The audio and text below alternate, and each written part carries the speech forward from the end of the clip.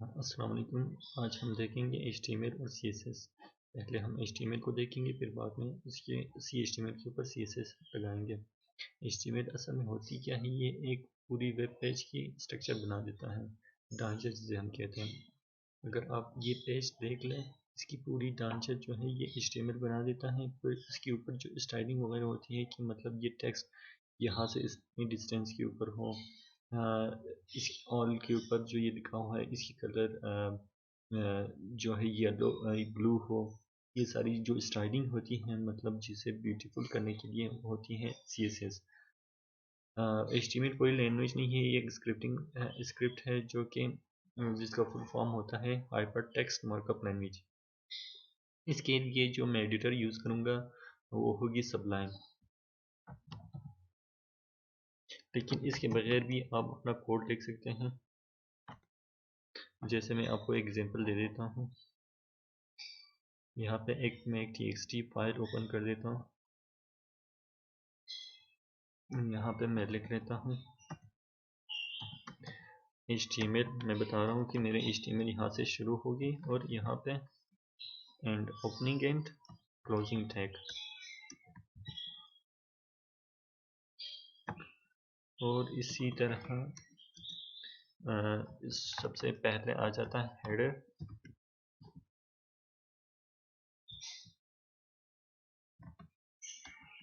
फिर उसके बाद उसी हेडर की ओपनिंग एंड क्लोजिंग। ये मैं आपको फिर बता देता हूँ कि हेडर में क्या चीज़ें होती हैं, क्या क्या लिख सकते हैं। फिर इसके अंदर आ जाती है बॉडी। यहाँ पे अपने सारा अपना सब कुछ करना होता है बॉडी के अंदर ही। बॉडी ओपनिंग एंड इसी तरह क्लोजिंग टैग। इसके अंदर फिर मैं एक टाइटल रख देता हूँ, हेडिंग रख देता हूँ H1 के नाम से।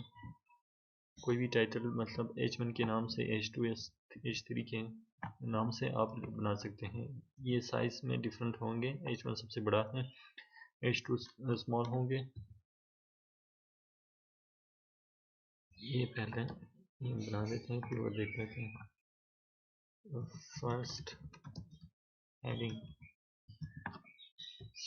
अच्छा, ये मैंने बना ली है एक HTML फाइल, लेकिन इसकी जो एक्सटेंशन है वो TXT है। जो HTML की फाइल्स होते हैं वो .html फाइल में एक्सटेंशन से होते हैं। मैं इसे नाम देता हूँ फर्स्ट ऐप और इसकी एक्सटेंशन में रख देता हूँ HTML। अब मैं इसे ओपन कर देता हूँ इन गूगल क्रोम। फायरफॉक्स में भी ओपन कर सकते हैं किसी भी ब्राउज़र से। तो ये मेरे पास एक HTML की पेज आ गई है। जो मैंने कोड लिखा था उसकी रिज़ल्ट में ये आया है मेरे पास। इसी काम को आप अगर आपने एडिट करना है तो आप यहाँ पे वर्डपैड में ओपन करते हैं इसे। मैं इसे कहता हूँ जस्ट हेडिंग। उसे मैं सेव कर लेता हूँ।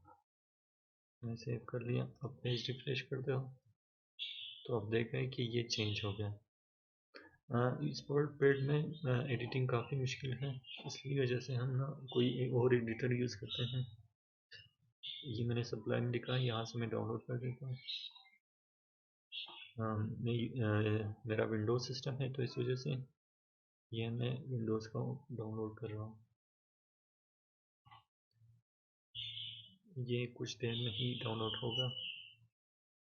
एक बार मैं फिर से आपको बता दूँ कि HTML जो पूरी वेब पेज है उसकी एक स्ट्रक्चर बना देता है और उसको ब्यूटीफुल करने के लिए CSS यूज़ होता है।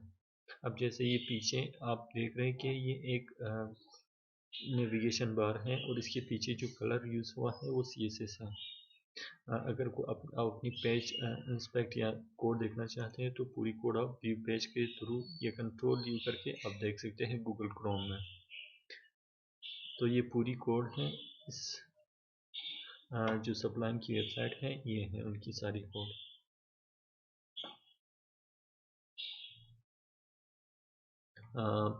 अगर आपने किसी एक ख़ास स्पेसिफिक एलिमेंट को देखना है तो आप इंस्पेक्ट कर सकते हैं, कंट्रोल शिफ्ट आई भी कर सकते हैं इंस्पेक्ट करके। आप उसकी कोड भी देख सकते हैं। जैसे अगर मैं ये डाउनलोड को देख लेता हूँ कि ये क्या है। उन्होंने एक पहले सेक्शन बनाया है, फिर हेडर के बाद फिर स्पैन, फिर ये बनाई है। अब उसके अंदर जो स्टाइल है, मतलब उसकी CSS है, ये लिखी हुई है कि उसकी कलर क्या होनी चाहिए, लेफ्ट से कितना, मतलब ये सारी CSS लिखी हुई है।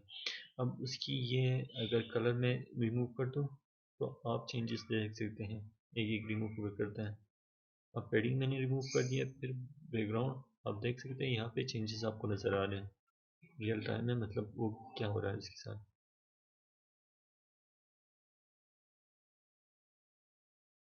किसी और एलिमेंट को अगर आप देखना चाहते हैं तो वो भी आप चेक कर सकते हैं कि मतलब आप इस इंस्पेक्ट करके, राइट क्लिक करके इंस्पेक्ट, फिर ये सारी चीज़ें आपके पास आ जाती हैं। ये मेरा सबलाइम डाउनलोड हो गया है, मैं इसे इंस्टॉल कर लेता हूँ ओपन करके एंड रन। फिर यस आपने करना है, फिर नेक्स्ट नेक्स्ट।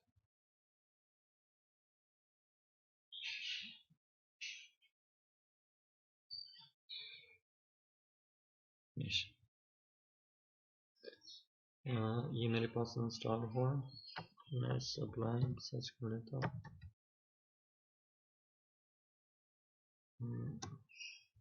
ये आ गया, ये मैंने अपना एडिटर ओपन कर लिया। अब मैं शुरू में ही एक नया फाइल क्रिएट कर देता हूँ, कंट्रोल N, या वैसे भी आप लिख सकते हैं। फिर मैं इसे कंट्रोल शिफ्ट S, या फिर आप इसे ऐसे भी कर सकते हैं कि save S new page .html। अच्छा, यहाँ पे इस एडिटर का यूज़ करने का फ़ायदा ये है, अब जैसे मैंने एक यहाँ पे HTML लिख लेता हूँ, जो ही मैंने लिखा है तो आपको ये एक सजेशन आ जाती है। फिर मैं इसके ऊपर इंटर कर देता हूँ तो पूरी HTML की जितनी भी चीज़ें हैं वो आपके लिए ये बना देता है। फिर इसे आप सेव कर लें। फिर ये देख लेते हैं कि टाइटल क्या होता है। टाइटल, मैं पहले ये पेज ओपन कर लेता हूँ, साथ साथ वो भी देख लेते हैं। ये कौन सी चीज़ें नहीं है, ये प्रॉपर्टीज का मैं चेंज कर लूँ। ये मैंने अभी बनाया था, इसके अंदर अभी कुछ भी नहीं है। यहाँ पे आप देख रहे हैं कि न्यू पेज दिखा रहा है और इसके अंदर कुछ भी नहीं है। ये सोर्स करेंगे तब भी यही चीज़ें हैं जो आपके कोड में है। अब मैं यहाँ पे जो लिखी हुई चीज़ है ना, न्यू पेज .html, इसे चेंज करना चाहता हूँ, तो वो देख लेते हैं। टाइटल, ये रिफ्रेश करें तो यहाँ पे आप देख रहे हैं कि टाइटल है। मैं इसे पैरेलली ही रख देता हूँ दोनों को, ताकि चेंजेस नजर आ जाए।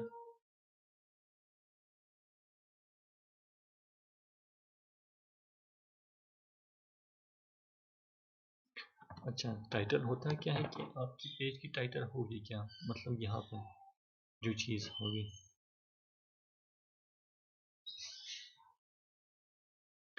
फिर उसके आगे हम, अच्छा, बेसिक जो कंपोनेंट्स होते हैं HTML फाइल के, वो क्या है कि स्टार्टिंग और एंडिंग हम बता देते हैं कि ये यहाँ से शुरू हो रहा है, यहाँ पे एंड हो रहा है।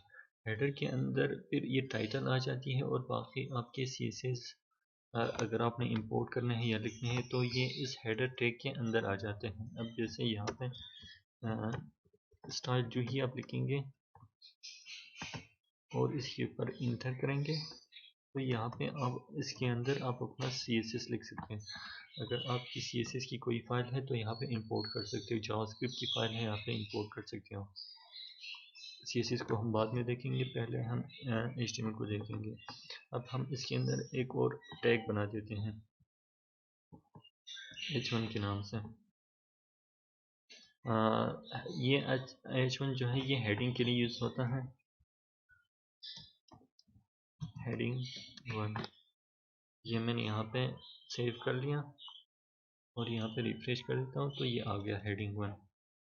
अब इसी चीज़ को यहाँ पे आप अपना माउस ले जाएंगे और कंट्रोल सी कॉपी, फिर इंटर करके कंट्रोल V करेंगे तो वही सेम चीज़ आपके लिए कॉपी होगी, वही लाइन।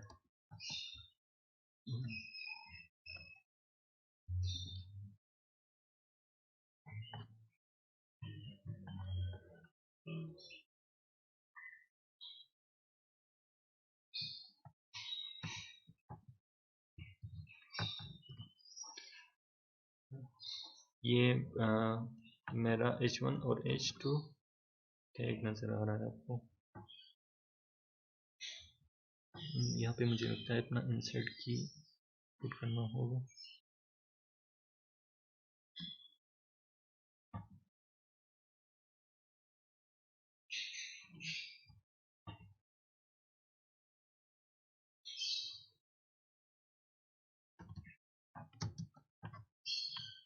और आगे H2 की क्लोजिंग टैग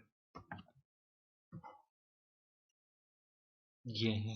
आप डिफरेंस नज़र आ रहा है कि आपको कि पहला है उसकी साइज़ क्या है और H2 की साइज़ क्या है। उसके बाद मतलब जो है H1 H2 H3 इस तरह आप आगे भी जा सकते हैं। इसी को मैं कॉपी पूरा सेलेक्ट करके यहाँ कहीं पे भी आप माउस रखें, कंट्रोल सी फिर इंटर कंट्रोल V, तो नेक्स्ट लाइन में वो चीज़ें आपके लिए कॉपी होगी।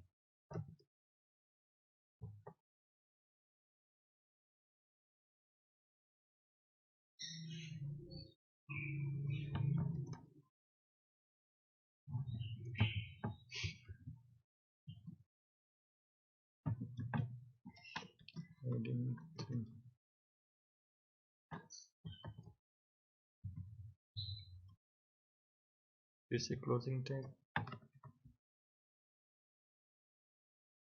हाँ 3 चीज़ पे नहीं मिला था।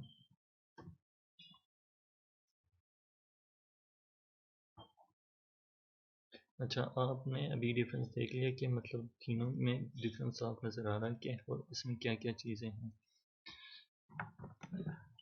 अच्छा, आपने एक हेडिंग बना लिया है, फिर इसके अंदर आपने मतलब अपने कोई पैराग्राफ लिखना है तो आप कैसे करेंगे। वो होती पैराग्राफ की टैग को हम पैराग्राफ निकले के लिए P टैग होता है, उसमें आप लिख सकते हैं।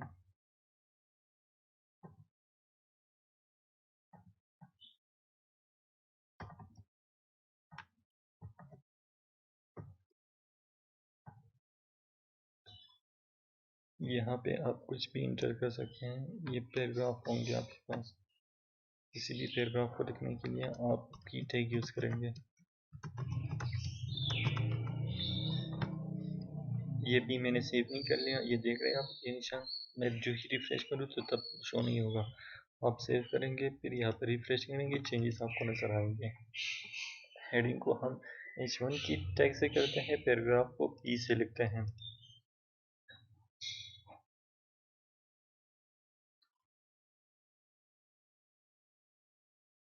हाँ अच्छा, आपने हेडिंग देख लिया और इसके डिफरेंट साइजेस देख लिए कि दोनों में डिफरेंस क्या है। किसी भी चीज़ की मतलब स्ट्रक्चर बनाने के लिए आप टैग्स डिफाइन करते हैं। जैसे इंसान है, इंसान में पहले सर आता है, फिर दर्द आता है, हाथ आते हैं, फिर पाँव आते हैं।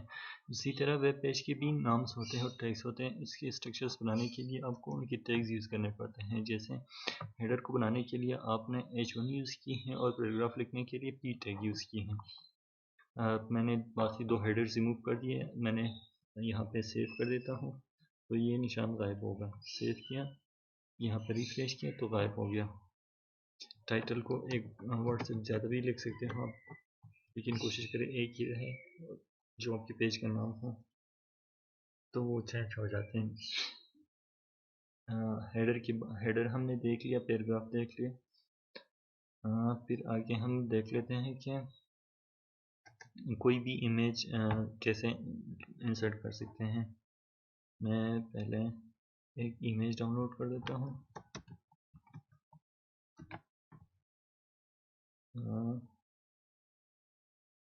ये वाला डाउनलोड कर देते हैं।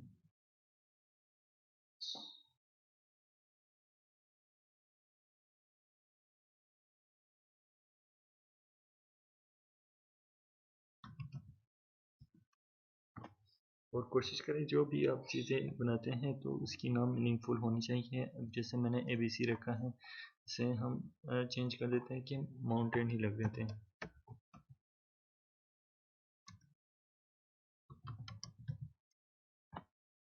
ये मेरे डेस्कटॉप के ऊपर है और ये जो फाइल भी है ये डेस्कटॉप के ऊपर है, इसकी लोकेशन भी।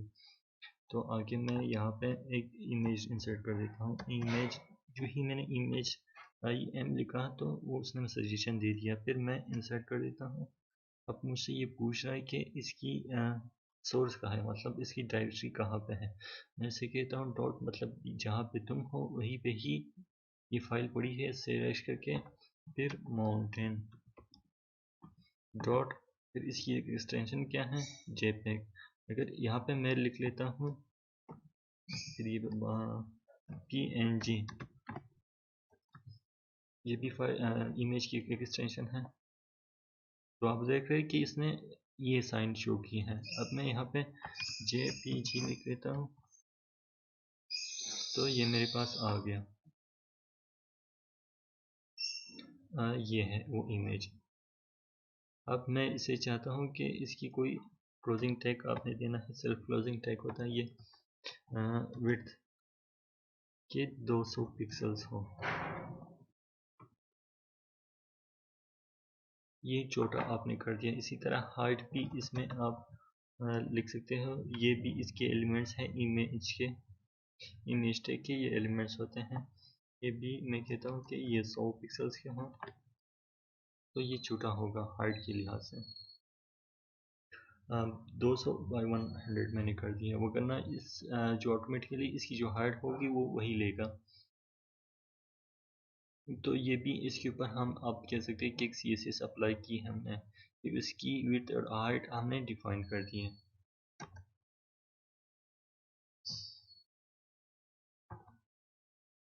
फिर आगे हम देखेंगे कि इनपुट एलिमेंट्स क्या होते हैं।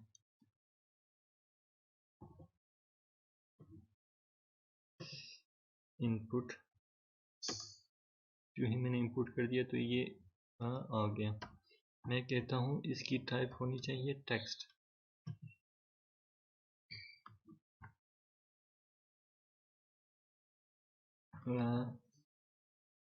नेम सेल्फ क्लोजिंग टैग, ये देख रहे हैं आप, ये एक बन गया है इनपुट एलिमेंट। मतलब यहाँ से आप कुछ इनपुट ले लेंगे, कोई वर्ड या टेक्स्ट।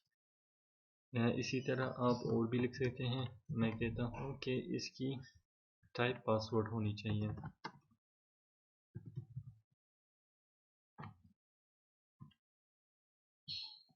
मैं यहाँ पे रिफ्रेश कर देता हूँ, एक और टैग आया। दोनों की डिफरेंस क्या है, यहाँ पे 1 2 3 लिख देता हूँ, सेम चीज़ 1 2 3। लेकिन क्या है कि ये हिडन है पासवर्ड की, जिस तरह से हम लिखते हैं तो वो है। तो ये इनपुट फील्ड की डिफरेंट टाइप्स होती हैं, तो बाकी भी हम देख लेंगे। मैंने एक अपने लिए सैम्पल फाइल बनाया, वो ओपन करके देख लेते हैं।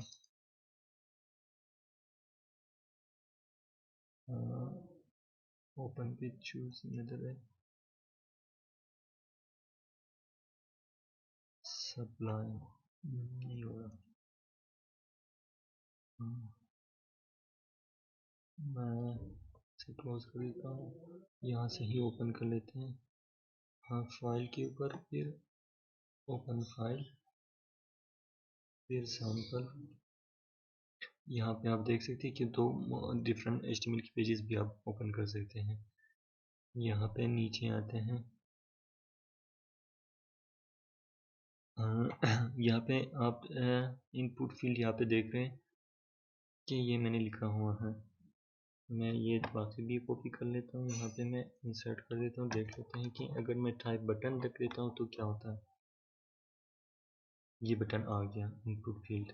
बाकी अगर मैं कमेंट करना चाहता हूँ, सिर्फ वो देखना है मैंने, आप पूरे का पूरा सेलेक्ट करेंगे और शिफ्ट सॉरी कंट्रोल शिफ्ट और स्लैश, या भी मैं लिखता हूँ कंट्रोल शिफ्ट प्लस स्लैश। ये आप इंटर करेंगे तो लाइन कमेंट होगी जो आपने सेलेक्ट की है। अगर ये फिर से हम रिफ्रेश करते हैं तो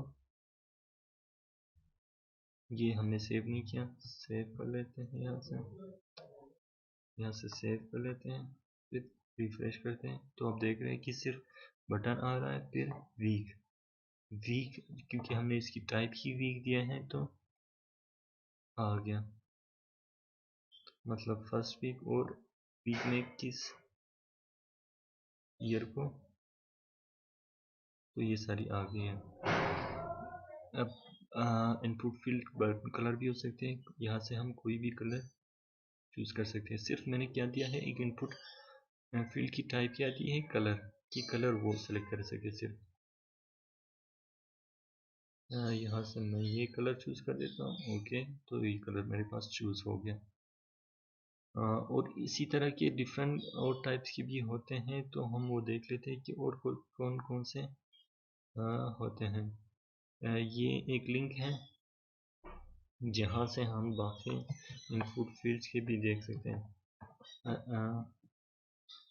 इससे पहले एक और मेन चीज़ आपने ध्यान में रखना है इस पेज से पहले, कि जो इनपुट फील्ड होंगे इसके लिए आपको वैल्यू देना ज़रूरी है, लाजमी है, क्योंकि अगर आप ये नहीं देंगे तो मैं जैसे ये करता हूँ, सेव कर देता हूँ, बाकियों के लिए वैल्यू की ज़रूरत मतलब उतनी मुझे ज़रूरी नहीं है, लेकिन बटन के लिए ज़रूरी है।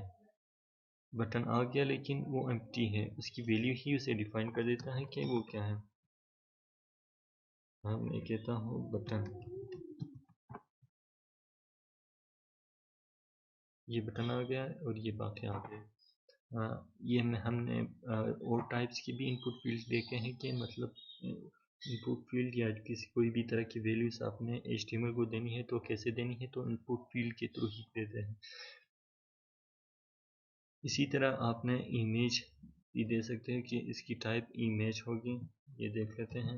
ये बाकी डिफरेंट तरह की आप ये यूज़ कर सकते हैं।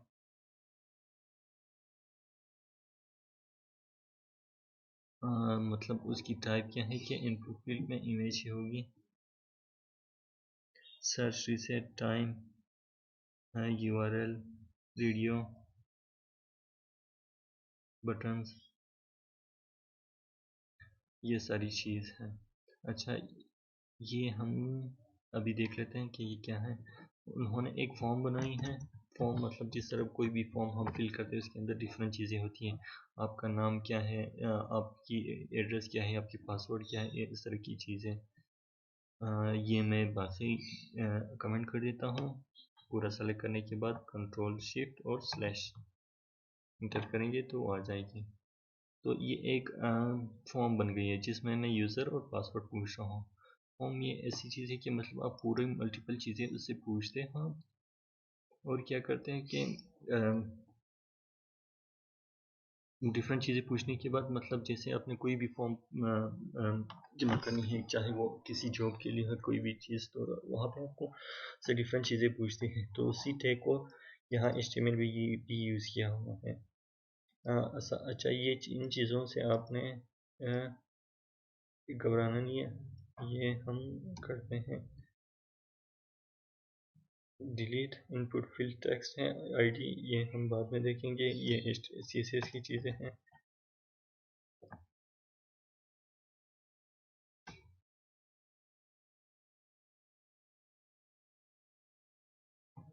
अच्छा, ये चीज़ें मैंने एक्स्ट्रा चीज़ें रिमूव कर दी, फिर भी देख रहे हैं आप कि ये सही है। अच्छा, मैंने लेबल कहा है कि इनपुट फील्ड जो है इसकी लेबल क्या है, यूज़र नेम है। फिर उन्होंने एक ये टैग यूज़ किया है BR का मतलब है ब्रेक। अगर मैं इसे रिमूव कर देता हूँ तो देखिए डिफरेंस क्या आता है, ये सिंगल लाइन पे आ जाएंगे इस तरह के। ब्रेक मतलब एक ब्रेक लगा दो न्यू लाइन की। और क्या है, फिर मैंने कहा कि एक और इनपुट फील्ड आने वाली है, उसका लेबल क्या है, उसका नाम क्या होगी, पासवर्ड। यहाँ पे आपने पासवर्ड डालना है, फिर ब्रेक, फिर इनपुट फील्ड। ये इस तरह की चीज़ें हैं। एक और टैग होता है, ये हम भी देख लेते हैं, HR के नाम से, हॉरिजॉन्टल ब्रेक। ये एक लाइन क्रिएट कर देता है आपके लिए, मतलब अगर आपने देखना है कि एक लाइन बनानी है कहीं पे भी, तो ये आप HR की टैग यूज़ कर सकते हैं। ये एक ब्रेक भी लगा देता है और साथ में लाइन भी, मतलब एक न्यू लाइन क्रिएट कर दी है हॉरिजॉन्टल लाइन की। ये फॉर्म हमने आगे भी देखना है कि ये फॉर्म और इसके अंदर क्या कर सकते हैं। अब हम बनाते हैं इस फॉर्म के अंदर मल्टीपल और चीज़ें, जैसे रेडियो बटन्स।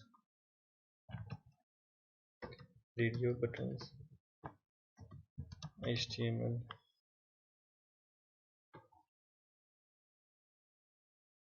इसी तरह इनपुट फील्ड होंगी और इसकी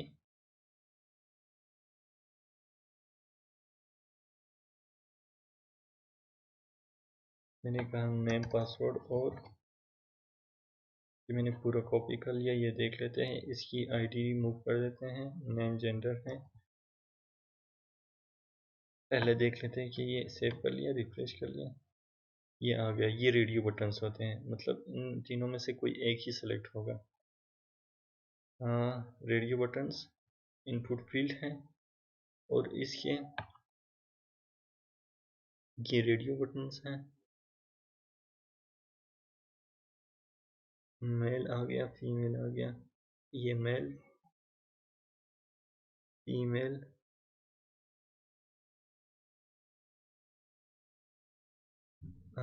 फिर अदर्स। अच्छा, यहाँ पे आप एक चीज़ नोट कर रहे हो कि हर एक बटन्स के साथ जो है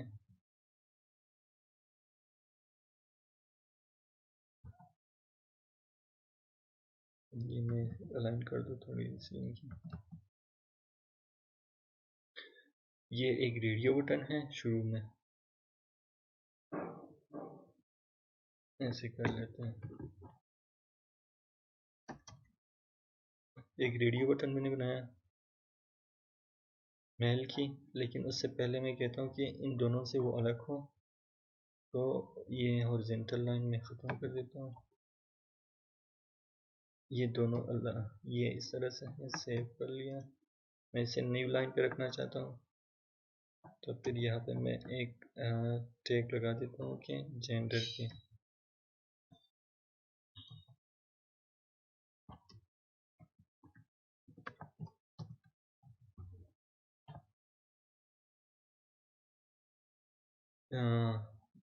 टाइप क्या है, रेडियो है, नेम क्या है इसकी, जेंडर है, और वैल्यू मेल है। और आप ये देख रहे हैं क्या, मतलब ये पहले भी रख सकते हैं इसकी लेबल, बाद में भी रख सकते हैं, इसमें कोई इशू नहीं है। इसे आप ख़त्म भी कर सकते हैं। ये शीशे से इसकी ये मैंने लगाया हुआ।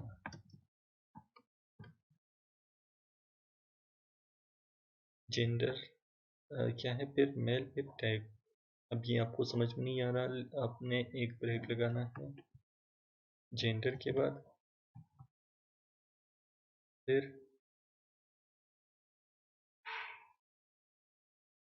जेंडर से पहले के एक यहाँ से न्यू लाइन आपने लगाना है, एक इसके बाद ये इसके बाद एक ब्रेक, फिर जेंडर, फिर मेल।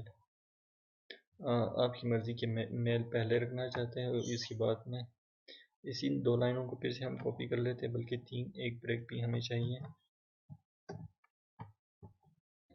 यहाँ पे मैं फीमेल लिख लेता हूँ,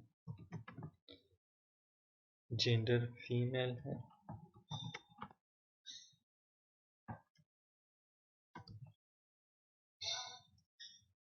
मेल फीमेल और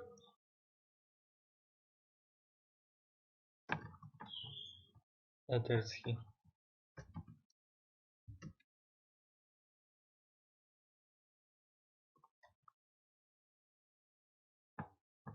और यहाँ पे भी मैं अदर लिख लेता हूँ। तो आपने एक रेडियो बटन चूज़ किए बनाए हैं, मतलब इन तीनों में से कोई एक ही सेलेक्ट हो सकता है।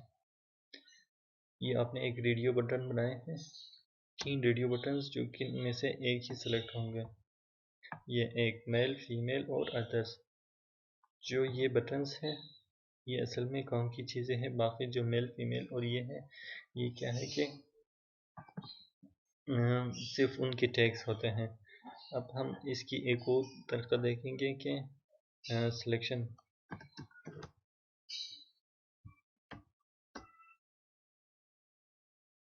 ऑप्शन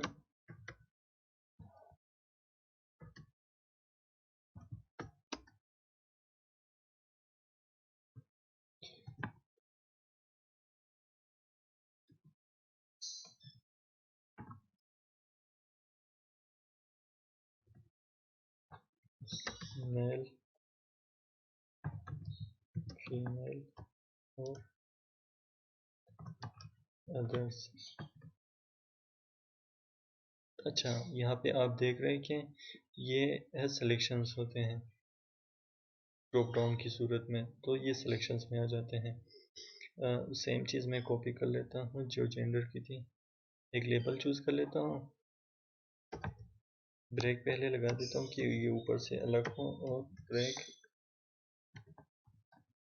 फिर उसके साथ में लेबल जेंडर। ये एक जेंडर है। अब इसे हमने अगर नीचे लाना है तो एक ब्रेक लगा देंगे तो ये नीचे होगा। ये कोई CSS नहीं है, ये HTML की टैग होती हैं जो कि इसे एक न्यू लाइन या ब्रेक लगा देता है।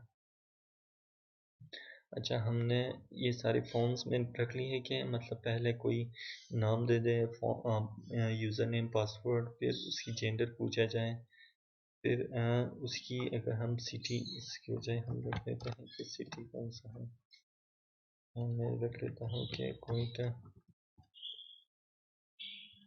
फिर लाहौर, फिर अदर्स। तो ये सिटी आ गया और कोयटा और लाहौर चेंजेस इसमें आ गए। ये HTML है। उसके बाद हम देख लेते हैं कि यूज़र लिस्ट, ये हम फॉर्म से बाहर आ गए हैं, फॉर्म की टैग्स हैं और इसके बाहर में लिखा हुआ है तो फर्क नहीं पड़ता। फॉर्म का ये मतलब है कि कोई स्पेसिफिक डेटा आपने किसी में से लेना है तो वो सारी ऑप्शंस, लेकिन उसके बाहर भी आप ये लिख सकते हैं। ज़रूरी नहीं है कि ये सारी जो टैग्स आप यूज़ करें फॉर्म में ही हो सकते हैं, उसके अलावा भी हो सकते हैं। फॉर्म का बेसिक कॉन्सेप्ट ये है कि कुछ चीज़ों को मतलब वो ग्रुप बनाए और वही वो ले लें। अब जैसे मैंने इस फॉर्म में मैंने यूज़र नेम, पासवर्ड और जेंडर पूछा था, सिटी उसके बाहर ही है, तो उस फॉर्म में ये चीज़ें सबमिट नहीं होंगी सिटी। अब मैं यूज़र लिस्ट बना देता हूँ कि किसी चीज़ की हम लिस्ट कैसे बनाते हैं।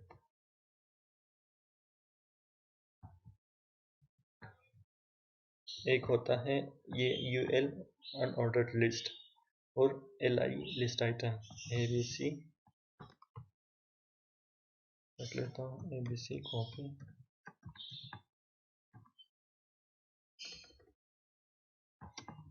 ABC। तो ये देख लेते हैं कि क्या है।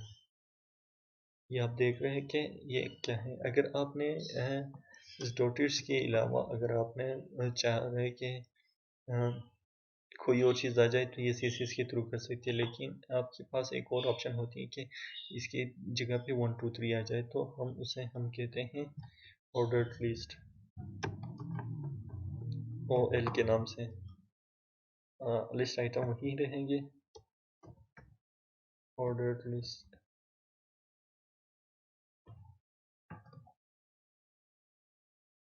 दोनों का डिफरेंस आप देख रहे हैं कि सिर्फ एक टैग मैंने यूज चेंज की है, तो 1 2 3 से डॉटेड से 1 2 3 हो गया ये। इसके आगे हम देखेंगे और कि टेबल्स कैसे बनाते हैं। टेबल मैंने लग लिया, टेबल का टैग नहीं यूज करता हूँ।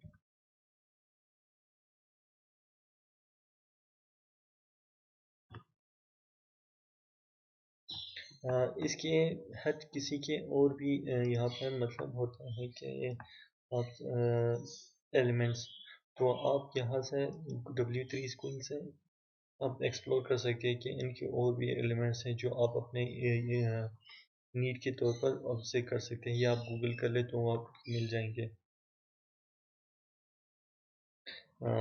टेबल हेड होता है एक, हेड,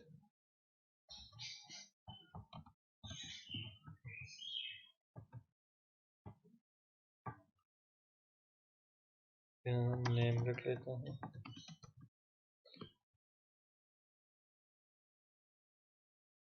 फिर उसके बाद में फिर से टेबल हेड फादर नेम, हम ये एक टेबल बना रहे हैं जिसमें फादर नेम नेम होंगे और इसके नीचे इनके वैल्यूज होंगे। अगर ये मैं कर लेता हूँ तो आप देख रहे हैं कि नेम होगा और फादर नेम होगा। इसे मैं एफ नेम कर देता हूँ।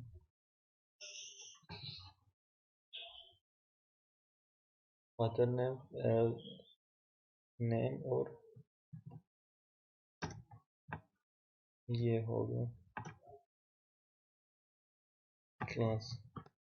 अच्छा, ये क्या है कि ये एक टेबल की रो है, तो हम इसे क्या कर लेते हैं कि टेबल रो tr के नाम से रख लेते हैं कि ये एक टेबल की रो है जिसकी पहले रो में उसकी हेडिंग आ जाती है कि जो जो हमें यूज़ करने हैं। अब हमारे पास क्या है, तीन चीज़ें हमने टेबल में इंसर्ट करने हैं, नेम, फादर नेम, क्लास। अब उसी तरह एक नया हम बनाएंगे रो tr के नाम से, फिर टी। अब टेबल हेड हमने यूज़ कर लिया, उसकी हेडिंग, अब उसकी हम डेटा इनपुट करेंगे। जीजी फादर नेम भी उसका जीजी है और क्लास 10th में पढ़ता है।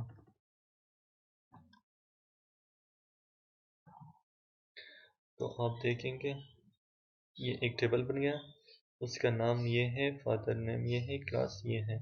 अब सेम टेबल, अब हमने पहले हेडिंग दे दिया, मतलब उसकी हेडिंग क्या होगी, बाकी हम डेटा डाल रहे हैं। tr table row, td table data, th table heading. Same चीज़ को कॉपी कर लें और मल्टीपल जितने भी आप करना चाहते हैं उसे आप कर सकते हैं, तो सेम ही आएगा और डिफरेंट रोज इसमें इंसर्ट होंगे। अब ये देख रहे हैं।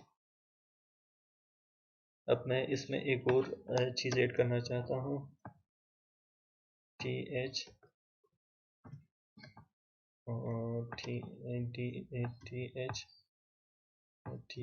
Table head. Opening and closing हमेशा हर एक टैग्स में होंगे, HTML के जितने भी टैग्स होंगे ID के नाम से, ताकि ये आइडेंटिफाई हो।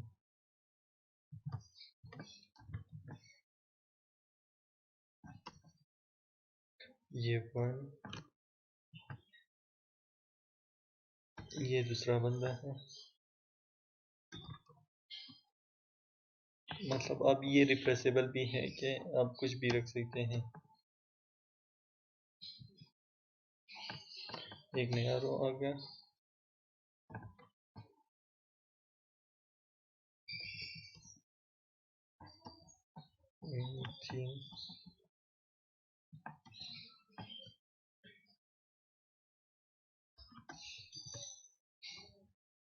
और ये आ गया 4।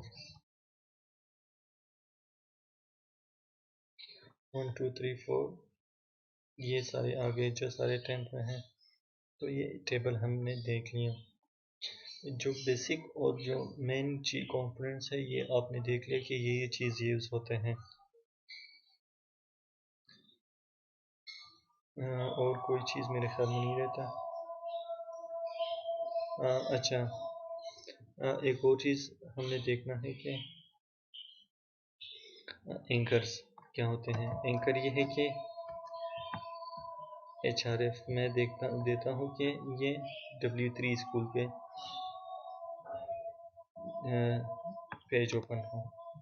जब मैं इसके ऊपर क्लिक करूँ मैं कहता हूँ you can learn HTML and CSS। ये बिल्कुल एंड पे होंगे। अच्छा, आप सीक्वेंस देख रहे हैं, जो पहले था वो पहले शो होगा, जो बाद में था वो बाद में शो होगा। ये एक मैंने बनाया है एंकर। एंकर का क्या मतलब है कि एक URL को राउट करना। मतलब इसके ऊपर अगर मैं क्लिक करूँगा तो ये W3 स्कूल ओपन होगा। एक और इसमें मज़े की चीज़ है कि आप चाहते हैं कि इस पेज में ओपन ना हो, एक नए टैब में ओपन हो, तो वो क्या है कि टारगेट ऐसे कर देता हूँ अंडरस्कोर ब्लैंक।